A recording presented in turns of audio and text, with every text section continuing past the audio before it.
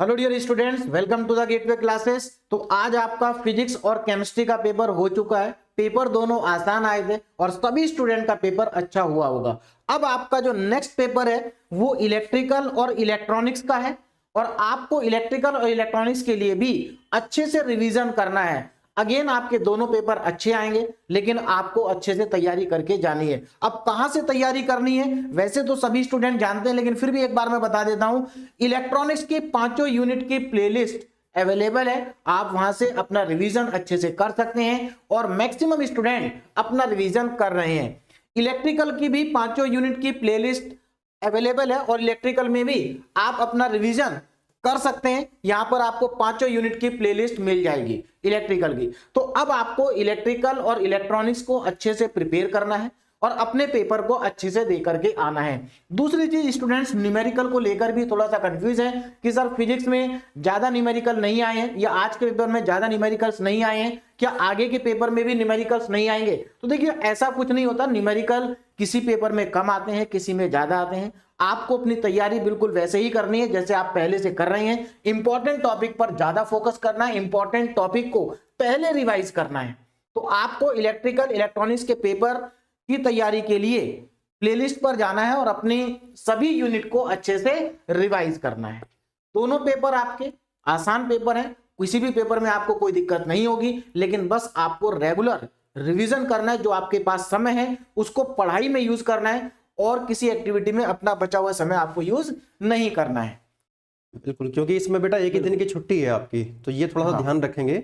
Yes, physics और chemistry का आज 30 दिसंबर को आपका एग्जाम हो चुका है। अब जो 2026 का पहला एग्जाम है 1 जनवरी को, वो आपका इलेक्ट्रिकल और इलेक्ट्रॉनिक्स का है। और इलेक्ट्रॉनिक्स में मैं पहले भी आपको बता चुका हूं कि इलेक्ट्रॉनिक्स में जो यूनिट इजी है और आसान है उनको आप पहले रिवाइज कर लें। जैसे कि यूनिट नंबर 2 इजी है, यूनिट नंबर 3 भी इजी है, छोटी यूनिट भी है, यूनिट नंबर 5 भी इजी है और छोटी यूनिट है। तो सबसे पहले आपको रिवाइज करना है यूनिट नंबर 2, 3 और 5। उसके बाद यूनिट नंबर 4 को रिवाइज करें एंड देन लास्ट में आप यूनिट नंबर 1 को रिवाइज करें, क्योंकि यूनिट नंबर 5 जो है 1 जो है वो थोड़ी सी बड़ी यूनिट है, उसको रिवाइज करने में ज्यादा समय लगेगा। तो मेरा आपको ये सजेशन है, आज आप कम से कम 2 यूनिट को रिवाइज कर लीजिए।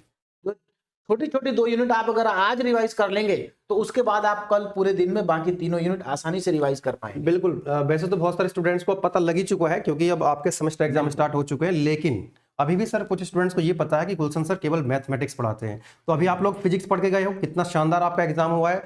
देखो, फिजिक्स से भी बहुत बढ़िया इलेक्ट्रॉनिक्स की 5 यूनिट पढ़ा रखी है। 5 यूनिट की प्लेलिस्ट मिल जाएंगी, एप्लीकेशन वाले बच्चों से पूछ सकते हो आप लोग। बहुत बढ़िया कंटेंट है, नोट्स बहुत शानदार है और यही पढ़ के जाना है आपको। इससे कम नहीं पढ़ना है, इससे ज्यादा आपको नहीं पढ़ना है। पूरा पेपर यहीं से आपको देखने को मिला है फिजिक्स का, यहीं से अब इलेक्ट्रॉनिक्स का भी आएगा। और जो इलेक्ट्रिकल है, इलेक्ट्रिकल की डॉक्टर अविनाश सर ने जो है यहाँ पर पढ़ाया हुआ है 5 यूनिट, तो बढ़िया पढ़ाते हैं, शानदार पढ़ाते हैं। तो आप लोग जो इलेक्ट्रिकल वाले हैं और इलेक्ट्रॉनिक्स वाले हैं जिनका पेपर 1 जनवरी को है, ठीक है, पहला पेपर है आपका 2026 का, बहुत शानदार तरीके से आप लोग पढ़ के जाएं, एग्जाम में लिख करके आए, ठीक है ना। और एग्जाम ये वाला भी आपका अच्छा ही होगा जैसे आपका फिजिक्स केमिस्ट्री का हुआ है, ठीक है बेटा। तो आप लोग पढ़ाई करते रहें, छुट्टी कम है तो थोड़ा सा टाइम को यूटिलाइज करें, पूरी एनर्जी आप लोग इस पेपर में आपके पास एक ही दिन की छुट्टी है। इस चीज का ध्यान रखते हुए अपनी पढ़ाई को आज से और अभी से स्टार्ट कर दें, है ना। इसमें सर एक्चुअली ज्यादा एनर्जी बच्चों को यही डालनी है इलेक्ट्रिकल और इलेक्ट्रॉनिक्स में, क्योंकि 1 तारीख के बाद फिर 7 तारीख को है। इसमें अच्छे खासा गैप आपको मिल रहा है, तो कोई दिक्कत आपको नहीं आएगी, बड़े आराम से आप यहाँ पर कवर कर लेंगे।